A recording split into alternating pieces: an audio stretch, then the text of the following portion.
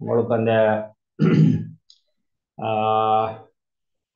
ஒரு சில இதுகளை சிலர் கேட்டிருந்தீங்கன்னா நாங்கள் 1972 சீர்திருத்தம் 81 அடுத்தது 1998 அது சம்பந்தமான சில தகவல்கள் ரெண்டு அதுகளை இந்த கரண்ட் பில்லுங்கிறதால இந்த பிடிஎஃப் பார்க்கறது கொஞ்சம் கஷ்டம். அதுகளை போட்டுடலாம் உங்களுக்கு சரிதானே. அது அடுத்தது இந்த கலைத்திட்ட என்ன மதிப்பீட்டு அந்த முறைகள் அல்லது அது தொடர்பான நோட்ஸ் இருந்தாலும் போட்டால் நல்ல முண்டாரை கேட்டுன்னு சொன்னீங்க சொல்லப்பட்டிருந்தது. அதுவும் என்கிட்ட பிடிஎஃப் பார்க்கணும். ஓகே, அதில் நான் இப்படி வண்டிகளுக்கு சின்ன சேனல் செஞ்சு போட்டுருவேன். இப்போ நாங்கள் இன்றைக்கு புதுசாக இந்த பாடம் என்ன, அதாவது கல்வி முகாமைத்துவமும் தலைமைத்துவம்,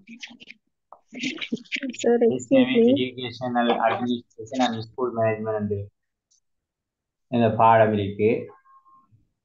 இப்ப இந்த Sir, பாடம் excuse me. கல்வி முகாமைத்துவம் தலைமைத்துவம், அதாவது leadership and management in education என்று இந்த பாடம் வரையறை செய்யப்பட்டிருக்கு. எல்லாம்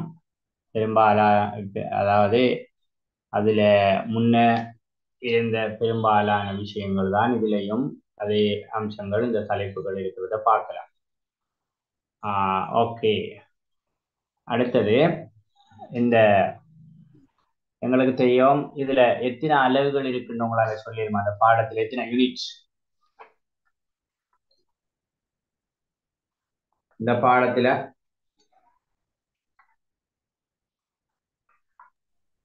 13. பரவாயில்ல.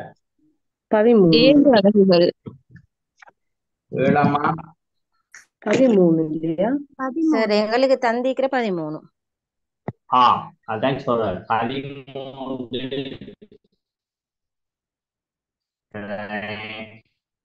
அதாவது அனர்த்த முகாமைத்துவம் டிசாஸ்டர் மேனேஜ்மெண்ட் தான் உங்களோட கடைசி யூனிட்டா இருக்கிறத பார்க்கலாம். அப்படித்தானேமா?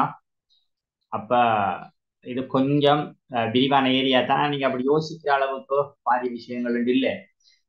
சில விஷயங்களை நாங்க அப்படியே பார்த்துட்டு போனால் பரீட்சை எழுதிடலாம். அதாவது இப்ப முகாமைத்துவம் பற்றிய எண்ணக்கரு அல்லது பற்றிய வரைவிலக்கணம்ன்ற விஷயம், இந்த முகாமைத்துவத்துல மிக முக்கியமான சில அம்சங்கள் இருக்கு.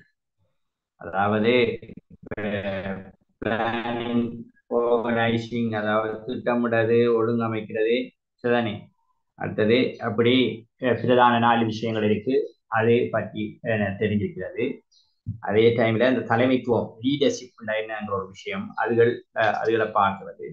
அதை விட வகுப்பறை முகாமைத்துவம் கிளாஸ் ரூம் மேனேஜ்மெண்ட் அது பற்றியும் எங்களுக்கு என்ன சொல்லணும் தெளிவு இருக்கணும் இந்த பாடத்தில் எதிர்பார்க்கப்படுகிறது. அடுத்தது மேற்பார்வை, அதாவது என்னது இப்ப மேற்பார்வை மதிப்பீட்டு செயல்முறைகள் எங்களுக்கு தெரியும்.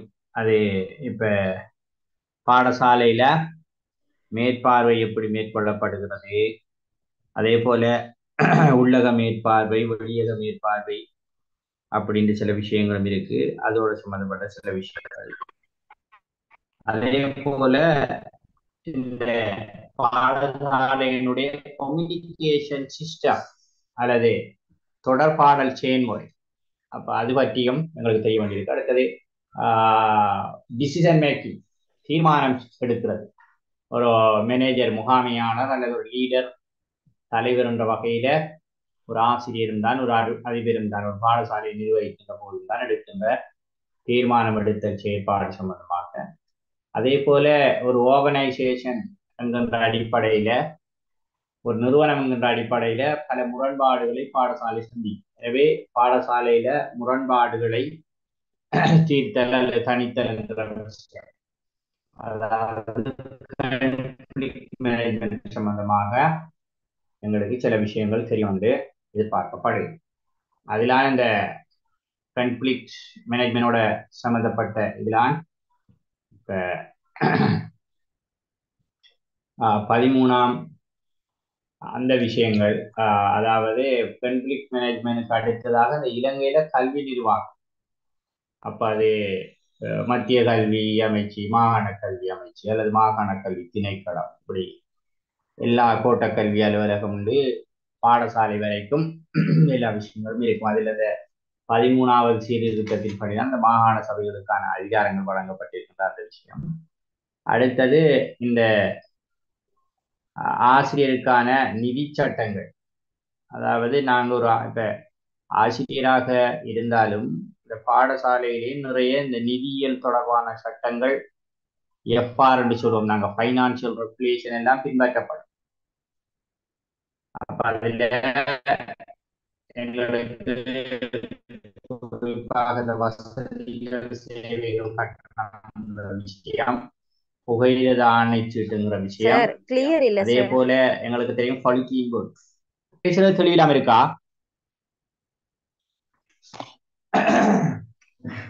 ஓ சார் விளங்கல நீங்க சொன்னது. அதாவது இவ்வளவு நேரம் பேசினது தெளிவில்லாம இருக்கா? இல்ல இப்பதான் ஸ்ட்ரக் ஆகி வந்துச்சு. இப்போ ஓகேயா? இப்போ ஓகே சார்.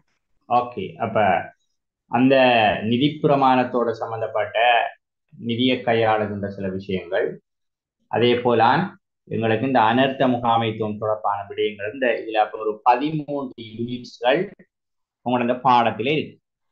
அப்ப அது உங்கள்கிட்ட சிலபஸ் அப்படியே இருக்கும் நான் நினைக்கிறேன். அதுக்கு தேவையான ஆவணங்கள், அதுக்கு தேவையான சில நோட்ஸ்